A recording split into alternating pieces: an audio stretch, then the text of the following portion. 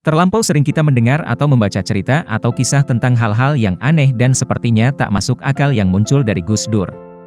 Sebagian orang menyebutnya sebagai misteri Gus Dur. Beberapa orang menyebutnya pemikiran yang melampaui zaman. Hal ini karena pemikiran atau gagasannya tak dapat dipahami banyak orang pada masanya. Dia bahkan harus menerima caci maki dan kebodohan. Tetapi seiring berjalannya waktu, orang kemudian paham bahwa apa yang dikatakannya adalah benar adanya. Cerita-cerita itu disampaikan oleh orang-orang yang menemani atau menyaksikannya dengan mata kepalanya sendiri. Sebagian dari mereka adalah orang-orang terkemuka, tokoh agama, pemimpin masyarakat, intelektual, mereka yang selalu berpikir rasional dan kritis, dan lain-lain. Sebut saja misalnya, Profesor Mahfud MD, Muhammad Sobari, Marsilam Simanjuntak, Dr. Daniel Dakidae, Profesor Alwi Shihab, dan lain-lain. Hal yang sepertinya tak masuk akal itu dikemukakan Gus Dur dalam celotehan-celotehan atau canda-canda atau yang lain. Banyak orang yang tak percaya ketika Gus Dur menyampaikannya, tetapi ia terbukti benar adanya pada saat yang lain. Celotehan yang populer misalnya soal DPR yang disebutnya seperti taman kanak-kanak. Atau soal pernyataan dirinya akan jadi presiden. Dalam simposium kristalisasi pemikiran Gus Dur, 16–18 November 2011, Daniel Dakidae kembali menceritakan, sekitar Juli 1999, dalam pertemuan Forum Demokrasi, Gus Dur menyampaikan, kalau beredar isu saya mau jadi presiden, itu bukan dari saya. Karena saya tidak berencana untuk menjadi apa yang diisukan itu. Kalau itu benar, maka itu panggilan dari langit. Semua teman-temannya tak mempercayainya, dengan cara dan gayanya yang berbeda-beda.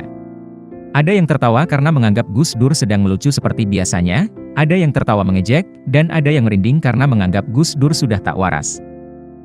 Bila di kemudian hari Gus Dur benar-benar menjadi presiden, sebagian mereka masih juga tak percaya, atau katakanlah aneh dan tak masuk akal. Betapapun anehnya, atau sebutan apapun, akan tetapi nyata. Irwan David, teman Gus Dur yang pada awalnya menganggapnya sebagai celotehan yang ngawur, kemudian mengatakan, bagi kami, orang Katolik, Gus Dur itu seperti santo yang oleh orang Islam disebut wali. Misteri Gus Dur yang lain dan sering dibicarakan orang adalah soal tidur Gus Dur. Ia dikenal suka tidur. Ia mudah sekali lenyap dan masuk dalam mimpi-mimpi, di mana saja dan dalam forum apa saja, termasuk dalam forum seminar internasional yang berkelas pemikir besar dunia. Lalu Gus Dur bangun dan segera memberikan tanggapan atau jawaban atas pertanyaan yang dilontarkan audiens kepadanya. Menakjubkan, tanggapan dan jawaban Gus Dur mengarah, mendalam dan memperlihatkan kecerdasan dan kejeniusan pikirannya. Gus Dur sepertinya mendengar dengan tekun seluruh pembicaraan mereka, meski dalam tidur nyenyak. Salah satu yang mengesankan adalah kisah Dr. Jalaluddin Rahmat. Kang Jalal, begitu ia biasa dipanggil sahabat dan teman-temannya, suatu saat menyertai Gus Dur dalam perjalanannya ke Iran, untuk sejumlah pertemuan ilmiah dengan para ilmuwan, para pakar dan ulama terkemuka di negeri itu, termasuk dalam pertemuan dengan Presiden Iran. Dalam sejumlah pertemuan ilmiah itu, Gus Dur selalu menyempatkan tidur lelapnya, dan membiarkan forum berjalan sendiri. Kang Jalal tampak sangat kecewa, tetapi ia tak bisa berbuat apa-apa.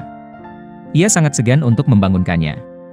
Suatu hari Gus Dur dan rombongan Indonesia hadir dalam pertemuan amat penting, dengan pembicara seorang kepala negara di istananya. Kang Jalal membisiki Gus Dur, tolong ya Gus, sekali ini jangan tidur. Yang kemarin-kemarin bolehlah, tapi yang bakal kita temui kali ini adalah Presiden Iran. Jadi tolong ditahan dong kantuknya. Ali Akbar Hashemi Rafsanjani, sang presiden itu, mendapat giliran untuk tampil bicara.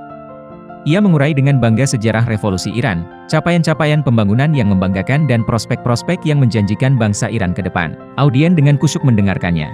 Tetapi Gus Dur masih saja tidur. Rupanya Gus Dur tak mengindahkan bisikan yang baru saja disampaikannya. Ia lelap, dan mendengkur lirih di atas kursinya. Kang Jalal merasa kali ini harus membangunkannya. Gus Dur tak boleh membuat malu bangsa Indonesia, dan Gus Dur bangun tanpa merasa ada yang keliru atau tak sopan dari dirinya. Ia segera menganggapi pembicaraan Presiden Rafsanjani itu dengan lancar dan cerdas. Dan ia menyampaikannya dalam bahasa Arab yang bagus. Aplaus panjang bergema, begitu Gus Dur menutupnya dengan salam. Maka Kang Jalal dan teman-teman yang ikut bersamanya pun sumringah. Wajah mereka berbinar-binar, keresahan dan kegalauan mereka tak tampak lagi, dan tentu saja mereka bangga. Itu adalah satu saja dari sekian banyak cerita aneh Gus Dur yang sudah ditulis sejumlah orang, dan masih menjadi bahan pembicaraan yang menarik di banyak ruang sampai hari ini. Banyak orang kemudian, terutama komunitas muslim tradisionalis dan orang-orang Jawa, menyebutnya sebagai werusak durunge winarah, atau mengetahui sebelum terjadi. Ini biasa dialamatkan kepada orang yang dikenal dalam masyarakat pesantren sebagai waliullah, atau kekasih Tuhan.